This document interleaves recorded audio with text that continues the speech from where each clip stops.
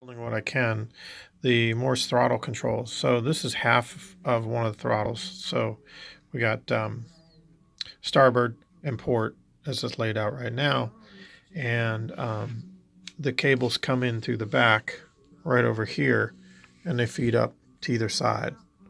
Okay, and so it's same thing for transmission for putting in and out of gear. So what I'm doing today is I'm going through and cleaning. I've already done one half, but I thought I would shoot a different video on it. So this piece right here actually comes off, and you can see this is the actual assembly. So people in the past have used various greases and just kind of added them in and not cleaned, and the reason we end up with so much dirt is that it's sticking in there. So I'm going to go through it piece by piece and clean it, and I'll highlight the areas where it's important to take note. And what I do to be safe on this is I clean in a little bucket.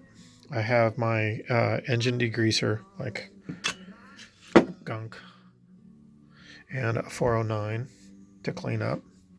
And then as I do each one, I put it in its own bag. So here's a bag of everything cleaned separately. Okay. Why do I do that? Because these things wear to certain aspects that, difference for the manufacturer on one side or the other. So it's best to put the parts back together as you found them. There are some things that make, for example, this plastic piece versus the other one on the other side is different, which I've shown in the other video. And so it's important to take note of that. So I clean them in a degreaser, get it all kind of clean, separate into bags, and then when I go to do the assembly, I'm going to assemble, replace parts that I think are broken, or manufacture new ones, like this little plastic thing is a seal to stop dust from getting in and stuff falling down. Over the years, it's worn out. I think what I'm going to end up having to do is just cut my own out of some plastic, because it's pretty chewed up. And these parts right here, I'm actually going to save because I think it'll be damn near impossible to find those.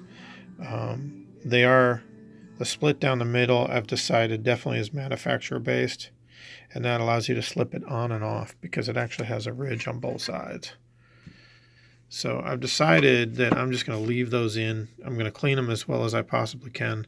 But I'm worried that if I pinch it to fit it in like they did when they manufactured it, that if this plastic has gotten brittle over the years, it'll just crack. So rather than do that, I'm just cleaning it and leaving it. And then I'm going to lubricate everything as I go back together. So there you go. That's how the assembly looks, basically. You go back, it goes up. Pretty straightforward, pretty mechanical. Definitely has some wear parts, but these are 40 years old and they look pretty good. I think we can get some more time out of them. There you go.